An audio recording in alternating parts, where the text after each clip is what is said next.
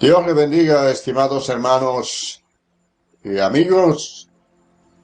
En esta noche damos inicio a una serie de breves estudios bíblicos o mensaje acerca de las 7 iglesias del Apocalipsis. Y vamos a comenzar esta noche con la iglesia de Éfeso. Esa iglesia está narrada en unos 7 versos del capítulo 2 de Apocalipsis, del 1 al 7. Estos son mensajes expositivos. Casi todos los mensajes que hemos predicado en esta serie son mensajes de tipo textuales, excepto el mensaje del domingo pasado, que fue un mensaje, sermón expositivo, porque analizamos un capítulo completo de las Escrituras. Los demás han sido temas textuales, porque hemos estado desglosando un texto bíblico y confirmando con otros textos que tienen referencia del mismo modo. ¿Por qué eligió el Señor la iglesia de Éfeso como la primera en la lista de estas 7 iglesias?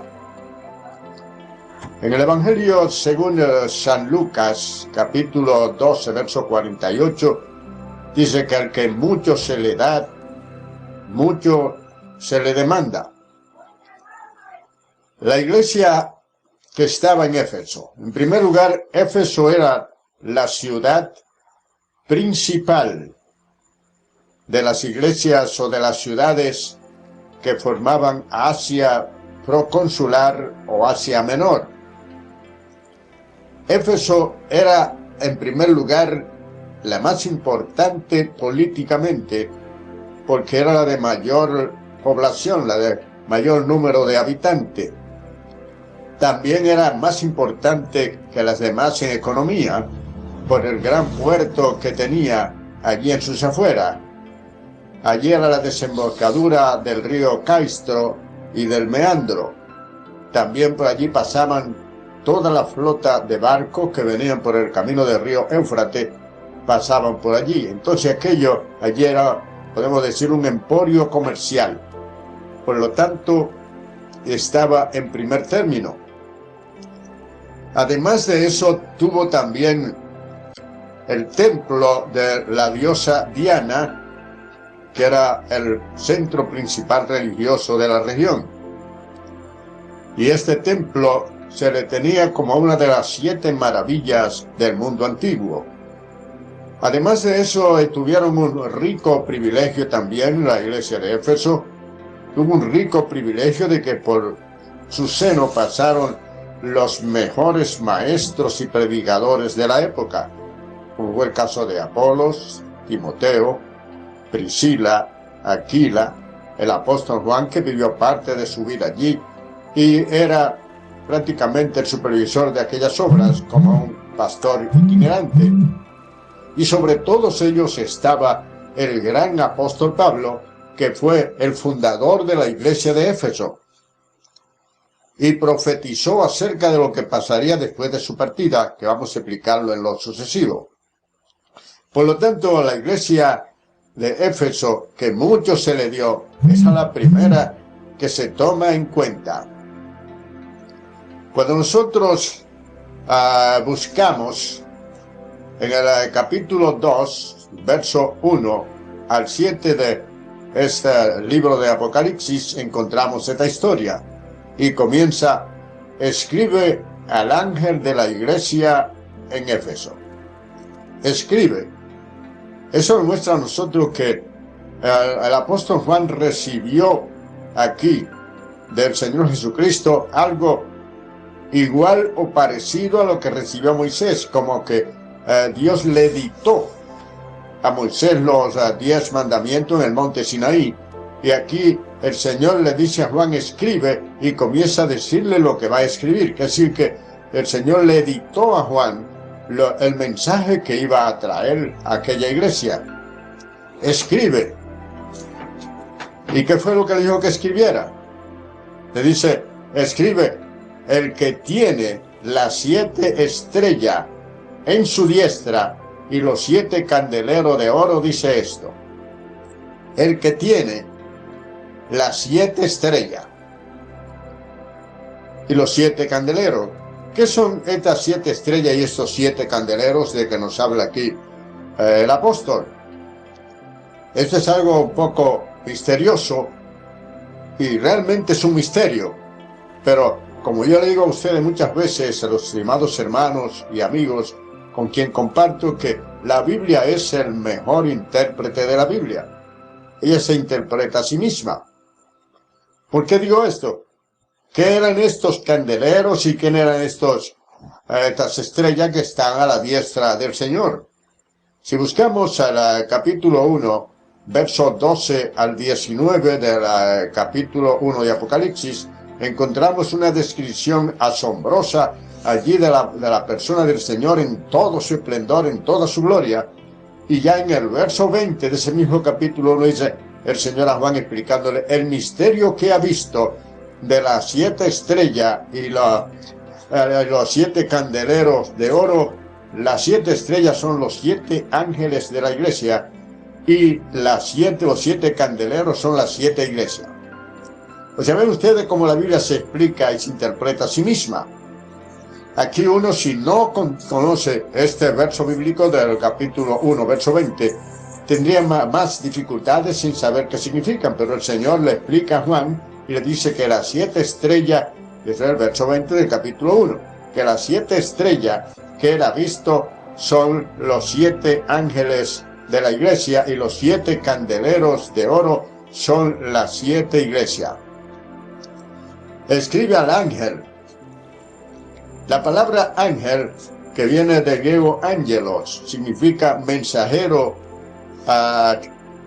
embajador, enviado con un mensaje. También se aplica, según la mayor parte de los intérpretes, se aplica a pastores. Para la mayor parte de los intérpretes, estos 7 ángeles son los que dirigen las iglesias, son los pastores que dirigen las iglesias. El Señor puso pastor en las iglesias. Cuando buscamos el capítulo 4, versos 11 y 12 de la epístola del apóstol San Pablo a los Efesios, allí encontramos claramente, dice que el Señor puso a unos apóstoles, a otros profetas, a otros pastores, a otros evangelistas, a fin del perfeccionamiento de los santos, o sea, para instruir a los santos, o sea, a los creyentes. Además, allá en el capítulo 13, verso 17 de la epístola a los Hebreos, encontramos allí donde nos dice claramente: obedeced a vuestros pastores y sujetaos a ellos, porque ellos velan por vuestras almas como quienes han de dar cuenta, y para que lo hagan con alegría y no quejándose, porque esto no es provechoso. Ahí el Señor presenta a los pastores como que van a dar cuenta de la grey que Dios ha puesto en sus manos. Por eso es el temor que hay de poner pastores que no tengan el llamado de Dios al pastorado, que sean simples asalariados, como dice el capítulo 10, el Evangelio según San Juan. El buen pastor su vida da por las ovejas, no así el asalariado de quien no son las ovejas, que ven venir el lobo y huyen y dejan las ovejas y son dispersadas porque no son suyas. Está allí por un salario.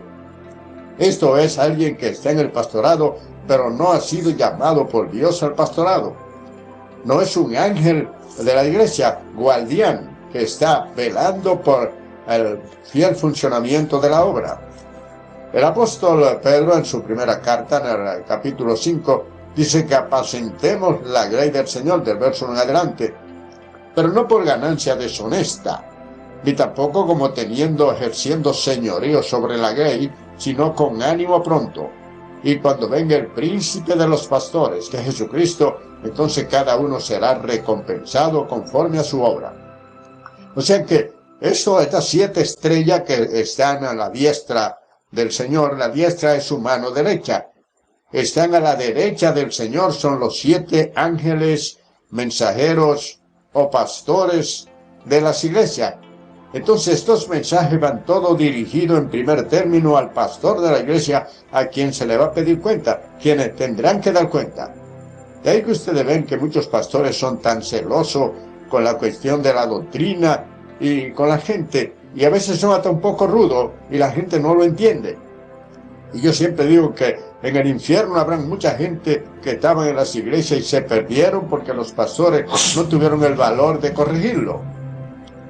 Y estarán allí maldiciendo a los pastores porque no lo corrigieron en su tiempo. Pero también habrán en el cielo algunos hermanos que darán gracia que por la resiedumbre de su pastor con la doctrina, ellos están allí en las mansiones celestiales. El pastor es responsable realmente de todo lo que pueda corregir en la iglesia y no lo corrija. No puede de ninguna manera tratar de agradar a todo el mundo, porque como decía Lucio Anneo Séneca, el que quiere agradar a todo el mundo termina no agradando a nadie, porque agradar a todo el mundo es imposible. Más fácil es, no agradar a nadie. Entonces, aquí le habla que está en medio, dice el que anda en medio de los 7 candeleros. El que anda. Esto viene del término griego hokraton. El participio de esta palabra es krateo y se refiere de esta palabra a alguien que anda vigilante y que ejerce poder, control. Eso es lo que hace que describe realmente a alguien que posee firmemente, sostener. Lo que significa esta palabra. Hokraton. Participio de krateo en el griego, esta es la gramática griega, y entonces ahí es donde se aplica esta palabra que se refiere a alguien que sostiene algo firmemente. El Señor es el que sostiene firmemente a los pastores y a las iglesias. Es el Señor el que anda en medio de ellos. Dice, el que anda en medio de ellos. Andar viene del término griego piraten. Y esta palabra, que en el participio pasivo de esta palabra en el original es peripateo, que es caminar, andar. Esto se refiere a alguien que se mueve, vigilante y que tiene el control de la congregación. Este término, como dice el doctor Evil Luis Calvallosa, él dice que este término revela que el participio adjunto de sus artículos determinados revelan a alguien que se mueve vertiginosamente dentro de la congregación y que tiene el control de la iglesia. Y eso revela la autoridad que tiene Cristo dentro de su iglesia. Él no ha dejado su iglesia ni lo dejará. Él anda en medio de su iglesia. En el capítulo 26, verso 12 del libro de Levítico, Jehová dice, yo soy el que ando en medio de ti, y seré tu Dios y tú serás mi pueblo. Él anda en medio de su pueblo, y anda vigilante, porque Él es celoso con su obra. Eso es lo que nos enseña aquí la palabra. El que anda en medio de los 7 candeleros. Y dice, y yo conozco tus obras. Conozco, viene de la palabra griega oida. Y esta palabra, lo que se traduce al castellano, es conocimiento no experimental. El conocimiento experimental es el que se adquiere a través de estudio, a través de investigación. Pero aquí no habla de un conocimiento experimental, habla de un conocimiento basado en la omnisciencia divina, basado en el conocimiento total y pleno y completo de Dios. A ese conocimiento es que se refiere aquí, no conocimiento experimental que se lleva a cabo en un estudio científico, pasándolo por un estudio científico y sedaciándolo. No, este es un conocimiento que depende totalmente de la omnisciencia divina. que lo sabe todo. Por eso es que el Señor habla aquí: yo conozco tu obra. Dice: y tu arduo trabajo, y que no puedes soportar a los malos. Y dice: y que ha puesto a prueba lo que dicen ser apóstoles, y lo ha hallado falso, lo ha hallado mentiroso. Quiere decir que ellos no aceptaban ya todo el que llegaba con los brazos abiertos, sino que ellos comenzaban a observarlo. Eso es lo que dice el apóstol San Juan en su primera carta, capítulo 4 y verso 1. Entonces dice: amados, no creáis a todo espíritu, sino probad los espíritus, para que sepáis cuál es el espíritu de Dios. Porque todo espíritu que confiesa que Jesucristo vino en carne es de Dios. Y todo espíritu que no confiesa que Jesucristo vino en carne no es de Dios. Es el espíritu del anticristo, el que vosotros habéis oído que viene y que ya está en el mundo. Entonces, aquella gente tenían discernimiento espiritual. No eran crédulos que creían todo lo que veían, sino que tenían discernimiento espiritual y ponían a prueba a aquellos que llegaban allí. El apóstol Pablo habla acerca de esto en forma bien clara.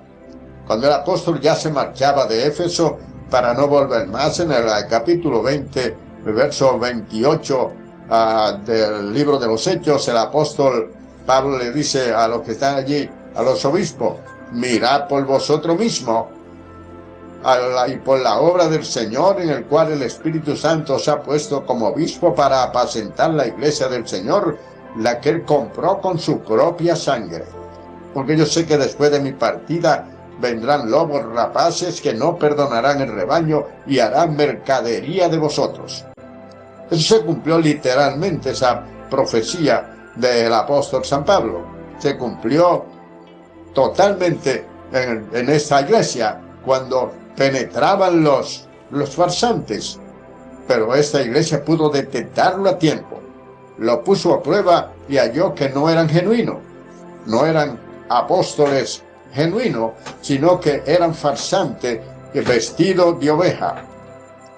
Y eso es lo que el apóstol San Pablo en el capítulo 4 de Primera de Timoteo le dice allí a Timoteo, porque el Espíritu dice claramente que en los postreros tiempos vendrán engañadores.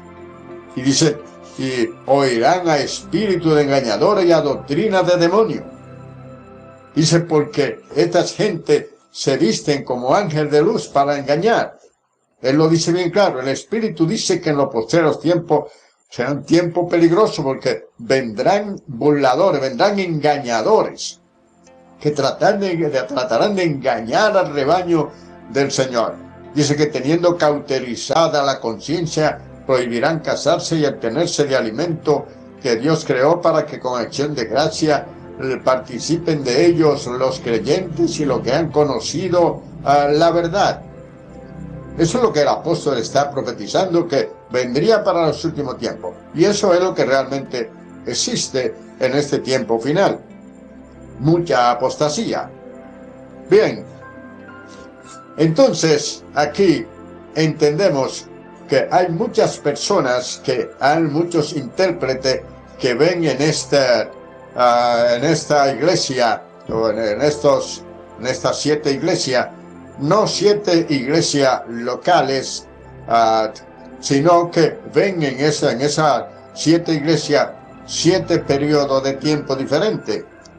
Ellos ven que la iglesia de Éfeso representa el periodo de los apóstoles, la iglesia de Esmirna el periodo de la persecución, la iglesia de Pérgamo representa el periodo de la corrupción de la iglesia de Tiatira representa el auge del catolicismo romano, la iglesia de Sardis representa el tiempo de la Reforma, la iglesia de Filadelfia el tiempo de la evangelización y la obra misionera, y la iglesia de la Odisea representa el tiempo final de la apostasía. Eso es para ese grupo de intérpretes. Pero para otros ven estas 7 iglesias como 7 iglesias locales y representativas, que representan todos estos tiempos narrados por estos intérpretes, pero sin dejar de ser iglesias locales, y que representan a toda la iglesia de todas las épocas. Y creemos en eso sin dejar o menospreciar a la opinión de los demás. No creemos que seamos capaces ni estemos preparados para rivalizar o menospreciar a estos grandes intérpretes de la palabra del Señor, pero como dijo el apóstol Pablo, yo creo que también yo tengo el Espíritu de Dios. Entonces, es un asunto de observación y observar de diferente ángulo la misma cosa. Sigue diciendo aquí el apóstol: yo conozco tu obra y tu arduo trabajo y tu paciencia. Arduo trabajo. Arduo. Un trabajo que se lleva a cabo sin cansancio, o que se lleva hasta el cansancio. Esto es algo que debemos tomarlo muy en cuenta. Hasta el cansancio. Y ellos trabajaron todo el tiempo, dice, y ha sufrido. Y ha trabajado arduamente por amor de mi nombre. Eso es hasta el verso 3. Aquí encontramos una palabra. Primero encontramos aquí la dedicatoria de la carta, seguro en la descripción. Tercero, aquí encontramos palabra de aprobación. Palabra de aprobación es lo que encontramos aquí. Pero aquí viene el verso 4, viene el bendito pero. Pero tiene algo. Tengo algo contra ti, que ha dejado tu primer amor. Ha dejado tu primer amor. Dejar, del griego nesmonei, dejar. Eso quiere decir que ellos eran una maquinaria de acción. Y como dice el escritor catalán José Grau, él dice que ellos estaban más inmersos en la obra del Señor y estaban descuidando al Señor de la obra. Y eso es lo que pasa en muchas iglesias, que van de la rutina, entonces caen en una rutina y comienzan a envolverse tanto en la obra de Dios que se olvidan del Señor de la obra. Están tan inmersos en la iglesia de Cristo que se olvidan del Cristo de la obra. Y eso fue lo que pasó en la iglesia de Éfeso. Estaban tan inmersos en el trabajo, en la obra, en ganar alma, pero se olvidaron que lo primero de todo es el amor a Cristo. Los dos mandamientos de los 316 mandamientos que habla el Antiguo Testamento, Cristo los redujo en dos. Amarás al Señor tu Dios sobre todas las cosas, con toda tu fuerza, con toda tu alma, con toda tu mente. Pero dice sobre todas las cosas. Debe ser amado por encima de todo. En primer lugar debe estar siempre el Señor, aún primero que la obra. Porque si no tenemos al Señor, la obra no será bien hecha. En el capítulo 15, verso 5 del Evangelio según San Juan, Cristo dijo: porque separado de mí, nada podéis hacer. Entonces, encontramos aquí verdaderamente que ellos estaban inmersos en la obra del Señor, pero estaban descuidando al Señor de la obra. El fervor que había en ellos cuando se entregaron al Señor había desaparecido. Había desaparecido. Y en una maquinaria de trabajo, pero estaban olvidándose del Cristo de la iglesia. Trabajando por la iglesia de Cristo, pero olvidándose del Cristo de la iglesia. Y eso es algo que pasa comúnmente en los creyentes. Cuando nos convertimos al Señor tenemos un fervor extraordinario, nos congregamos bajo aguacero, bajo el truene, llueve o vente, nosotros nos congregamos y estamos ahí y oramos frecuentemente y ayunamos y vigilamos y estamos verdaderamente inmersos en los ejercicios espirituales que nos acercan a Dios. Pero a medida que vamos comenzando a crecer, comienza a meterse el espíritu de autosuficiencia y comenzamos entonces nosotros a quererlo independizar de Dios y actuar en base a la experiencia que hemos adquirido y los conocimientos que hemos adquirido, y comenzamos entonces a trabajar fuerte en la obra del Señor, pero nos estamos descuidando del Señor de la obra. Eso me recuerda una visión que tuvo quien fuera mi pastor en la capital cuando me convertí al Evangelio, que él tuvo repartiendo en esa visión una enorme paila, cardero, de sopa, y le daba a todo y todo iban engordando y él iba languideciendo. Y él le preguntó al Señor y el Señor le dijo: porque tú estás alimentándolo a ellos, pero tú no te estás alimentando.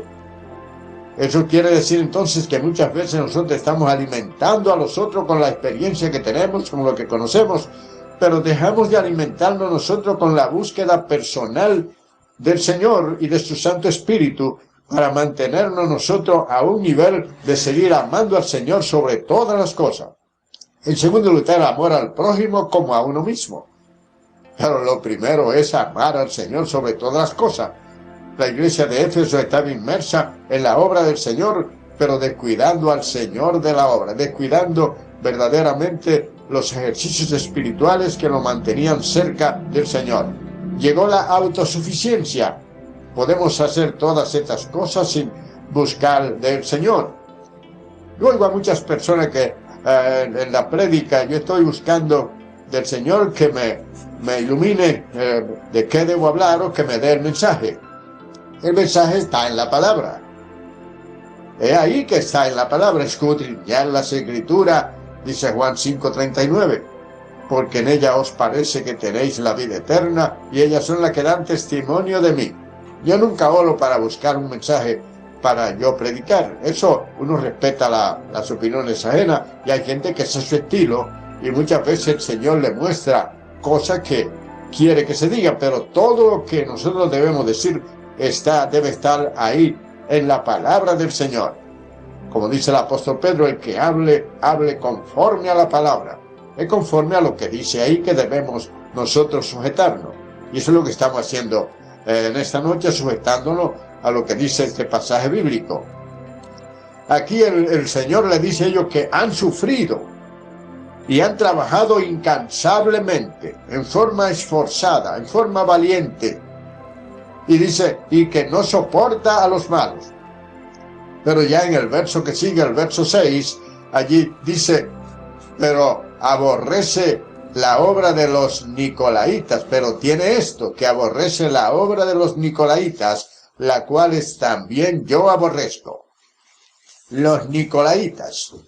Este es algo que es un poco oscuro y ha sido un rompecabezas para la mayoría de los traductores o intérpretes, especialmente para los intérpretes de la Biblia. ¿Quiénes eran los nicolaitas? Y es que este es un término un poco oscuro, pero lo que se ha dicho que para muchos intérpretes cae en el terreno de la especulación, es que lo que decía Ireneo, uno de los padres de la iglesia primitiva, e Hipólito, otro de los padres de la iglesia primitiva.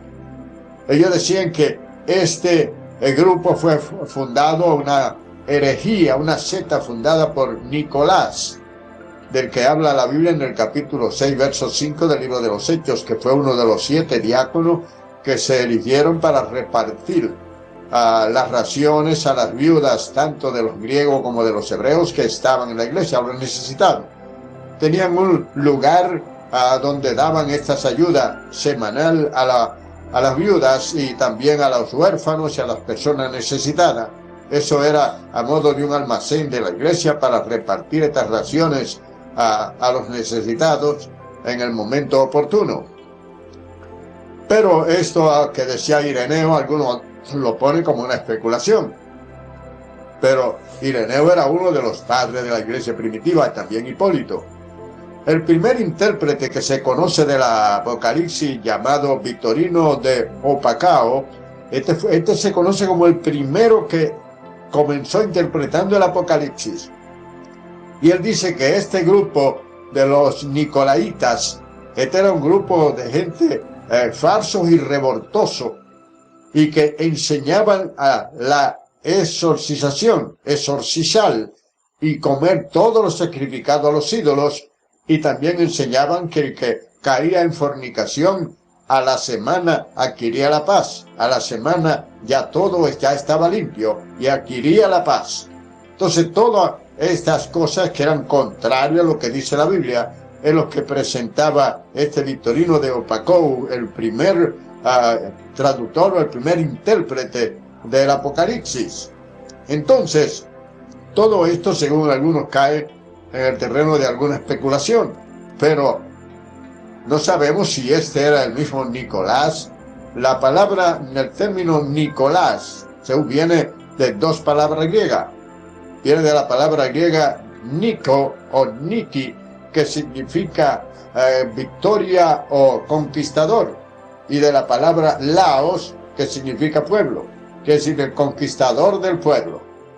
Tal parece que esa gente estaba merodeando aquella iglesia de Éfeso, pero lo aborrecía la iglesia de Éfeso. Viene de la palabra griega Hotimiseis, es la palabra aborrecer algo.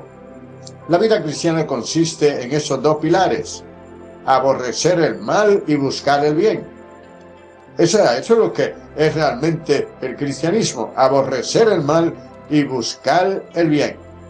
Eso es lo que enseña la palabra del Señor: buscar lo bueno y rechazar lo malo.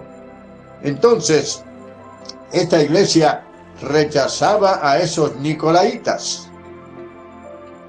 Del último verso bíblico, el verso 7 de este capítulo 2 de Apocalipsis, el Señor dice: el que tiene oído para oír, oiga lo que el Espíritu dice a las iglesias. El que venciere, le daré a comer del árbol de la vida que está en medio del paraíso de Dios. Analicemos un poquito ya para finalizar este verso bíblico. Aquí dice: el que tiene oído. Hay gente que tiene oído y no oye, como dice Isaías allá en el capítulo 6, versos 9 y 10. Un pueblo que tiene oído y no oye, son como los ídolos, como dice el Salmo 115, verso 1 en adelante. No a nosotros, oh Jehová, no a nosotros, sino a tu nombre dale gloria, porque los dioses de las naciones son ídolos, obra de mano de hombre, que tienen ojo y no ven, tienen oído y no oyen, tienen boca y no hablan, tienen mano y no palpan, tienen pie y no andan, y no les gusta, no tienen gusto, no pueden realmente saborear nada, porque no tienen gusto, y tienen boca, no hablan, tienen oído, no oyen, tienen narices, no huelen, tienen mano, no palpan, tienen pie y no andan, dice, y semejante a ellos son los que lo hacen y lo que en ellos confían. Eso es lo que es un ídolo. Y eso realmente es lo que era la diosa de los efesios, Diana, la diosa de los efesios. Un simple ídolo, era una estatua. Y le hicieron un templo tan extraordinario y el culto más grande que se hacía en la región se le hacía a esta estatua. Y las mujeres que le servían a estas diosas eran prostitutas, eran mujeres prostitutas, eran las sacerdotisas de estos templos paganos que habían allí en la ciudad de Éfeso. Pero oiga algo que es bueno que lo escuchen muchos hermanos, especialmente hermanas de la congregación. El cargo más honorífico, más importante de todos los cargos que habían en la ciudad de Éfeso, se llamaba el neócoro del templo. ¿Qué quiere decir esto? El barrendero del templo. El cargo de mayor envergadura que había en toda la ciudad era barrer el templo de aquel ídolo. Y hoy en día le da trabajo a mucha gente barrer la casa del Dios vivo. Pero oiga lo que le estamos diciendo, que el cargo más importante, el trabajo de más esplendor y envergadura que había en el pueblo y que lo quería todo el mundo, era el neócoro del templo, barrendero del templo, barrer el templo de aquella diosa, que no era más que paganismo, no era más que una estatua, un ídolo hecho por los hombres. Y para colmo era una estatua llena de seno de arriba abajo, revelando que esta era la que sostenía o alimentaba el mundo. Vea cómo el diablo sustituye a través de los ídolos, quiere sustituir la adoración que solo le corresponde al Señor. Bien, entonces, aquí el que tiene oído para oír, oiga lo que el Espíritu dice a las iglesias. El que venciere, el vencedor, es aquel que comienza y termina. El apóstol Pablo, allá en el capítulo 9 de Primera de Corintios, verso 24 al 27, dice: ¿no sabéis que todo a la verdad corren en el estadio, pero solo uno se lleva el premio? Corred de tal manera que lo obtengáis, porque aquel que lucha legítimamente de todo se atiene. Ellos para una corona corruptible, pero nosotros para una incorruptible. Dice: porque yo someto mi cuerpo a servidumbre, no sea que habiendo sido heraldo, héroe para otro, al fin sea yo eliminado.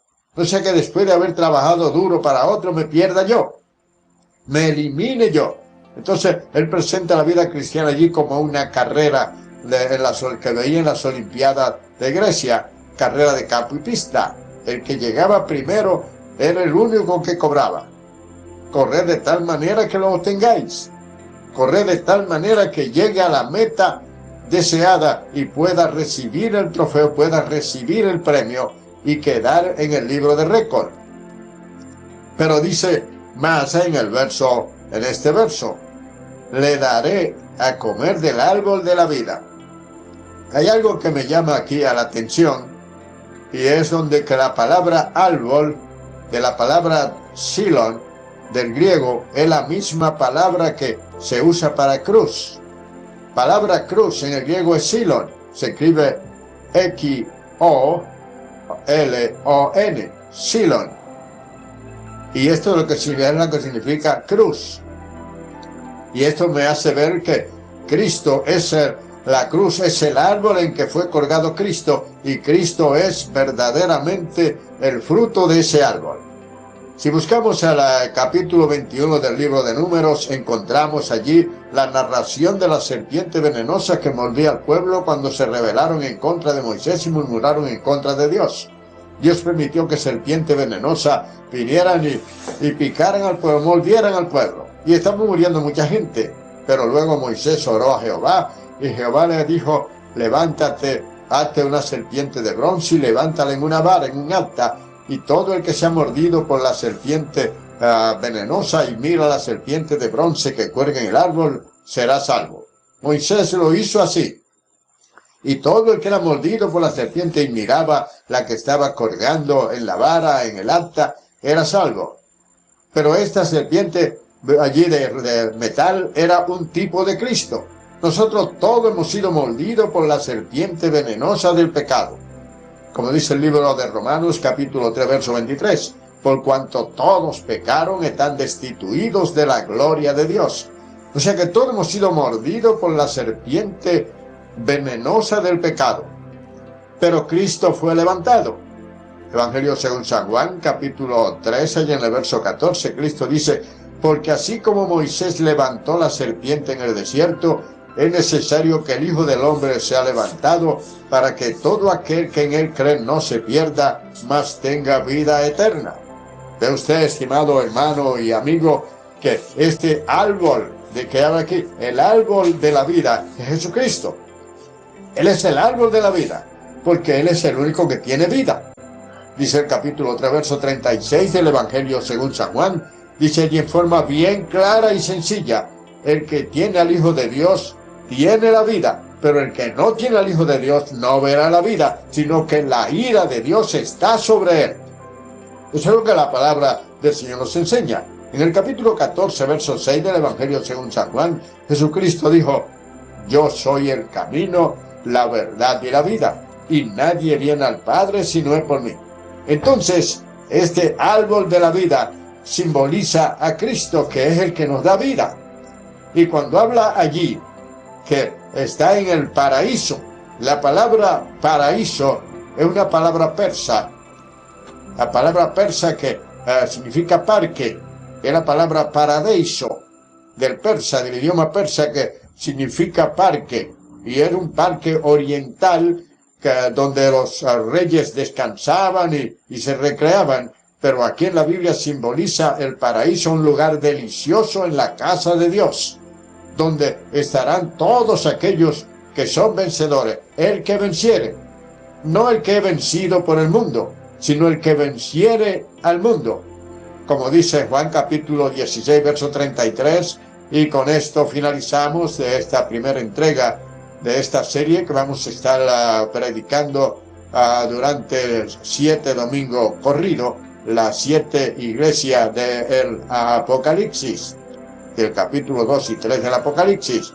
Pero dice en Juan capítulo 16, verso 33, dijo Cristo: en el mundo tendréis aflicción, pero confiad, yo he vencido al mundo.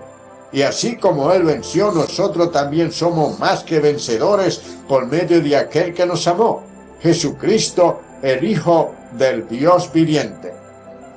Dios les bendiga, estimados hermanos y amigos. Ha sido un placer estar con ustedes, su hermano Gabriel Beltré, del Concilio de Damasco en la República Dominicana. Dios les bendiga y será hasta la próxima.